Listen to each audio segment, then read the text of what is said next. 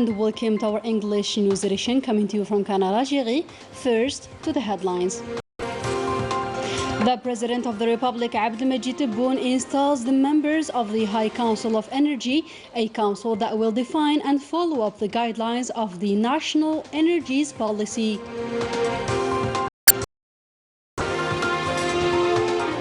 The President of the Republic, Abdelmajid Tebboune, receives the Ambassador of Saudi Arabia to Algeria, Abdullah bin Nasser Abdullah Abun Sayri. And the President of the Republic, Abdelmajid Tebboune, grants an audience to the Ambassador of the Republic of Congo, Jean-Pierre Louyebo, who terminated his diplomatic mission in Algeria. The Chief of Staff of the National People's Army, Lieutenant General Saeed Chingireha, carries out an inspection and working visit to the command of the Naval Forces. Good evening, those were today's top stories. First, now today's news, and in accordance with Article 91, Paragraph 7 and Article 141, Paragraph 1 of the Constitution, the President of the Republic, Tebboune, installed on Tuesday the members of the High Council of Energy. This latter will define and follow up the guidelines of the National Energies Policy, the country's energy security, as well as the regulation of the national energy market.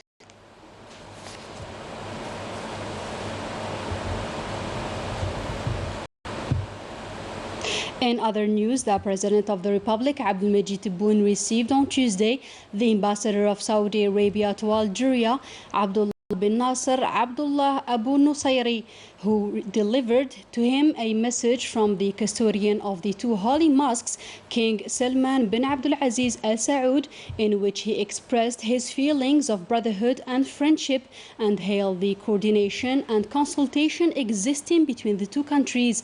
In his message, the Saudi king said that he shares views with President Tebboune on the necessity of unifying the Arab ranks and concerted work for the development of the Arab nation. On this occasion, the custodian of the mosques stated to the President of the Republic the commitment of the Kingdom of Saudi Arabia to its constant position regarding the Palestinian cause for the establishment of the State of Palestine with Al-Quds as its capital in accordance with the 1967 borders and in respect of the international legality. Still with the presidential activity, the President of the Republic, Abdelmajid Tebboune, granted an audience to the Ambassador of the Republic of Congo, Jean-Pierre Louyebo, who terminated his diplomatic mission in Algeria. The audience took place in the presence of the Principal Private Secretary of the Presidency, Abdelaziz Khalaf. Let us now have a listen to Jean-Pierre Louyebo. Nous venons d'être reçus par son Excellence, Monsieur le Président Abdelmajid Tebboune, qui nous a fait l'honneur de nous recevoir au moment où... I've been received by the President of the Republic, Abdelmajid Tebboune. It is an honor for me as I prepare to leave this beautiful country, Algeria, where I spent 10 years of my life, where I've made numerous friends, and where I've made beautiful memories that will forever be engraved in my memory. President Tebboune honored us by receiving us during this blessed month of Ramadan. We've discussed several issues at both regional and international levels. I've followed the analysis of President Tebboune, which President Denis Sassou shares in all their dimensions. We've also saluted the relations binding the two countries, namely Algeria and Congo, as well as their people. President Tebboune instructed me to inform the President Denis Sassou Nguesso of a series of proposals, and I will do so as soon as possible. On Tuesday, the President of the Republic, Abdelmajid Tebboune, terminated the functions of Issa Belakhdar, advisor to the President of the Republic in charge of religious associations, following his violation of confidentiality. Moving on to the parliamentary activity, the Council of the Nation held a plenary session chaired by the President of the Senate, Salah Goujil. The session was devoted to the presentation of bills on the provisions of the election of members of the High Council of the Judiciary and the bill on the Judiciary Division. In another development, and following the President of the Republic's message, which he sent to the Secretary General of the United Nations, it made an echo, notably among the Palestinians who know the importance of the pressure the international community has on the Zionist occupation forces. The details with Ines Killu. As expected, Algeria's reaction to violations of the Israeli occupation forces did not take long. Indeed, Algeria addressed the Secretary General of the United Nations to put an end to the atrocities committed by the occupying army against the Palestinians inside the Second Holy Mosque after Mecca or Al-Quds al-Sharif.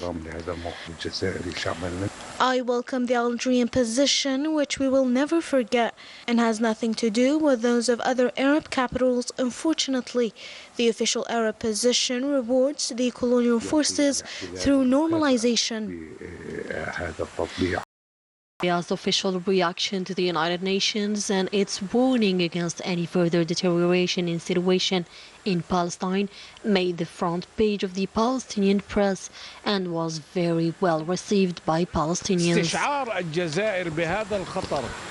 The warning made by Algeria to the Secretary General of the United Nations reflects the risks faced by the Mosque of Al-Aqsa, a position which is not foreign to the Algerian president, which has always the right of the Palestinian people to independence.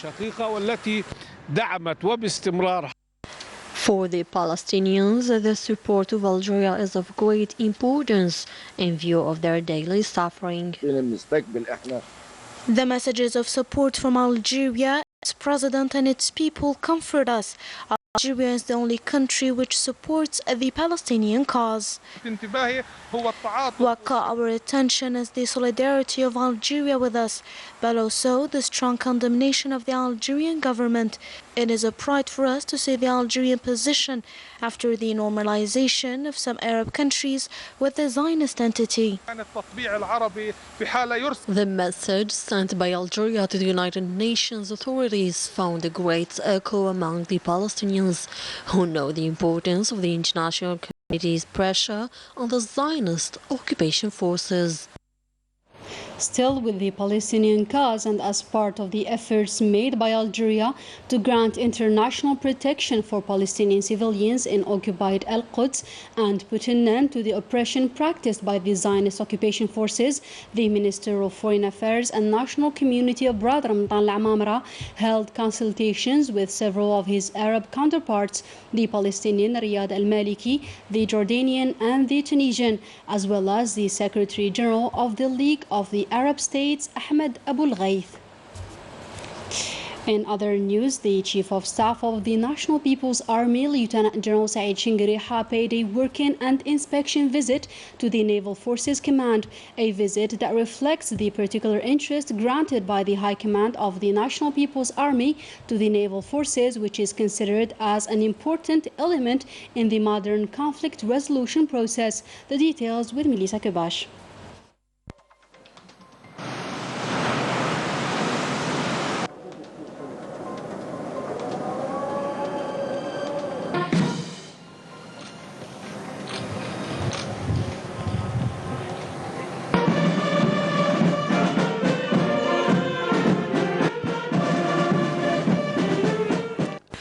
After being welcomed by Major General Mahfoud bin Maddah, commander of the Naval Forces, the Chief of Staff of the National People's Army, Lieutenant General Saeed Shingriha, observed a moment of reflection in memory of the martyr Boujum'a Swidani, whose headquarters of this command bears his name, led with a flower in front of his commemorative stele, and recited the opening chapter of the Holy Quran, or Fatiha.